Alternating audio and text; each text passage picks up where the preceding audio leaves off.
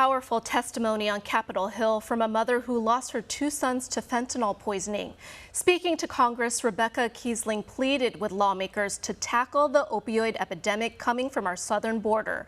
The mother and advocate called on the panel to halt the flow of drugs across the southern border and treat it with more urgency. Now, we'll hear from Rebecca in just a moment, but here is part of her testimony and then the response from Biden and the White House. Let's listen. This should not be politicized. It's not about race. Fentanyl doesn't care about race. You talk about welcoming those crossing our border, seeking protection. You're welcoming drug dealers across our border. She was very specific recently, saying that a poor mother who lost two kids to fentanyl, that I killed her sons. Well, the interesting thing is that fentanyl they took came during the last administration. And the White House was later asked about Biden's response. The White House press secretary claimed Biden was being empathetic. Joining me live now to discuss her testimony and the White House reaction, Rebecca Kiesling. Rebecca, thank you so much for joining me. Thank you for giving me this opportunity. Rebecca, it's important to tell your story and what you've been through. As a mother myself, we do everything we can to protect our children. Your two sons, Caleb and Kyler, they died from an overdose in 2020 from what's explained as fake Percocet laced with the deadly drug fentanyl. Now, we just heard part of your testimony and Biden's response to it. The White House press secretary has since came out and said he was not mocking your grief or laughing at you. Your reaction? I mean, everyone saw it. He tried to claim that his words are being mischaracterized by Marjorie Taylor Greene. Everyone saw what he said. Everyone saw him laughing. And then his press secretary said that he was being empathetic in what he said. I don't know, because he used the word poor mom. I'll tell you that the parents in the support groups I'm in, made of thousands of parents who lost their children to fentanyl, on these groups in Facebook, they're furious because many of them did lose their children during his administration, and they 100% do blame him for not taking care of this border crisis and for opening up the border. There had been a lot in place. Put in place by President Trump, and then it got opened up further. And these parents are furious at how he was laughing.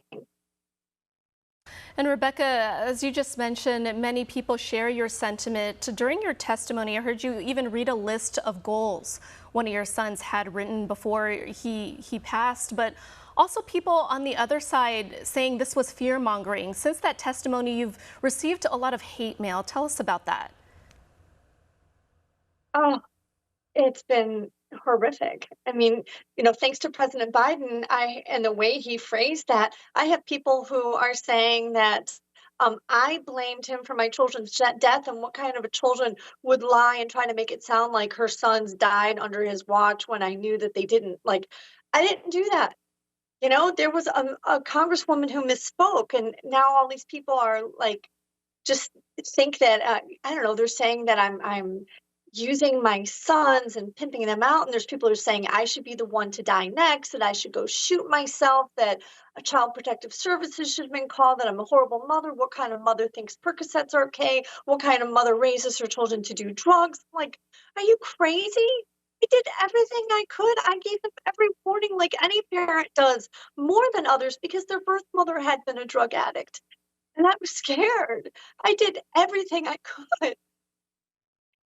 And it's been horrific. And so I'm even getting phone calls and text messages, and they're just hunting me down sort of everywhere they can. And it just, honestly, to me, it just feels like how horrible some people on the left can be. Rebecca, that is horrific. I know, though, you're going to use that criticism and that hate to fight even harder. But when you spoke earlier, you said you felt defeated after your testimony. So, Rebecca, what do you hope happens from this, and what's next for you?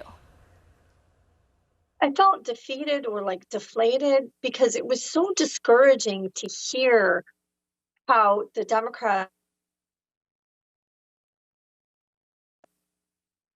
sorry, sorry about that. It was discouraging to see how the Democrats didn't care. They were just accusing us of fear mongering and saying that this is xenophobia and um, saying that they're doing enough and that there's been more drug busts than ever. But the problem is fentanyl deaths are skyrocketing. In 2021, his very first year in office, there was a 22% increase in fentanyl deaths, which represents tens of thousands who died, additional Americans who died. And they just didn't seem to care. They kept using the same talking points from the guy from the Cato Institute, their witness that they brought in, that, 91% of all fentanyl is coming through the ports of entry. Like, it's not. There's testimony that it's not, but they're all using this. And I see a lot of even liberal news outlets that are using those figures when everybody should know that that's not the case. They went down to the border, but they only went to the ports of entry, where the Republicans went down to the real border where it's open and you can see how they're just coming in. Yeah, Rebecca, we did hear those lawmakers push those statistics throughout the hearing, but you are not alone. I understand you're an advocate and have your support groups, and I applaud you for being brave and speaking out while also honoring the lives of your two beautiful sons. Thank you so much, Rebecca, for your time and for sharing your story.